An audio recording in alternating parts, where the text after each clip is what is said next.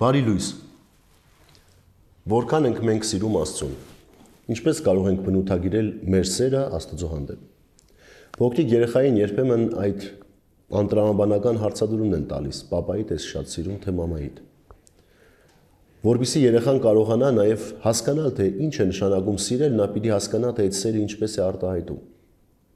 Սիրելիներս, երբ մենք ասում ենք, թե մենք սիրում ենք միմյանց, այդ սերը պիտի գործնական արտահայտություն ունենա։ Երբ ես ասում եմ, որ ես Աստծուն սիրում եմ, պետք է այդ սերս գործնական արտահայտություն ունենա։ Այս կյանքում չկա որևէ բան, որ քրիստոնյան կարողանա սիրել առավել, քան Աստծուն է սիրում, որովհետև քրիստոնյան հասկանում է եւ ընդունում է, որ այն ամենը, ինչ որ ինքը ունի, Աստծո պարգևն է իրեն։ Եվ երբ այդ սիրո կարգավիճակը խախտվում է նաև մեր հավատքի վիճակը։ Մեր Տեր Հիսուս Քրիստոս Մատթեոսի ավետարանի 10-րդ գլխում հետևյալ պատկանն է տալիս. Ով իր հորը կամ մորը սիրում է ինձնից ավելի, ինձ արժանի չէ։ Ով իր որդուն կամ դստերը ինձնից ավելի է սիրում, ինձ արժանի չէ։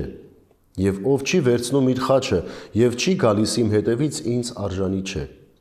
Ով ճանա փրկել իր կյանքը առանց ինձ, կկորցնի այն։ Իսկ ով ինձ համար կորցնի իր կյանքը, նրան կփրկեմ։ Ով ձեզ է ընդունում, ինձ է ընդունում, եւ ով ինձ է ընդունում, ինձ ուղարկողին է ընդունում։ Ուրեմն սիրելիներս, մեր Տեր Հիսուս Քրիստոս նախ սիրո պատգամն է տալիս, ասելով, որ ինձանից առավել որևէ բան չպիտի սիրեք այս կյանքում։ Եվ հետո ցույց է տալիս այդ ճանապարհը սերը արտահայտելու. վերցրեք ձեր խաչը եւ եկեք իմ հետևից, որովհետեւ եթե միայն ձեր անձերի մասին եք մտածում, կորցնելու եք այն, բայց եթե իմ մասին եք մտածելու, շահելու եք ձեր կյանքը։ Եվ եթե դուք ընդունում եք ինձ, ընդունում եք նաև Աստծուն, ասում է մեր Տեր Հիսուս Քրիստոս։ Ահա սիրո բանաձևը, սիրելիներս, ոչ միայն խոսքերով սիրել, այլ գործով սիրել։ Ցույց տալ, որ պատրաստ ենք այդ ճանապարհը անցնելու հանուն այն սիրո, որ Աստված դրել է մեր մեջ։ Եվ հիմա այսօրվա խորհրդով իմ հարցը բոլորիս է ուղղված։ Արդյոք մենք արտահայտում ենք մեր սերը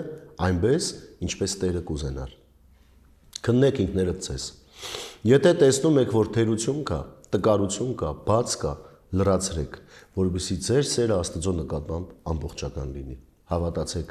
այն սերը, որ ունեք ձեր սրտի մեջ ուղղված ձեր ընտանիքին, ձեր ընկերներին, ձեր հայրենիքին,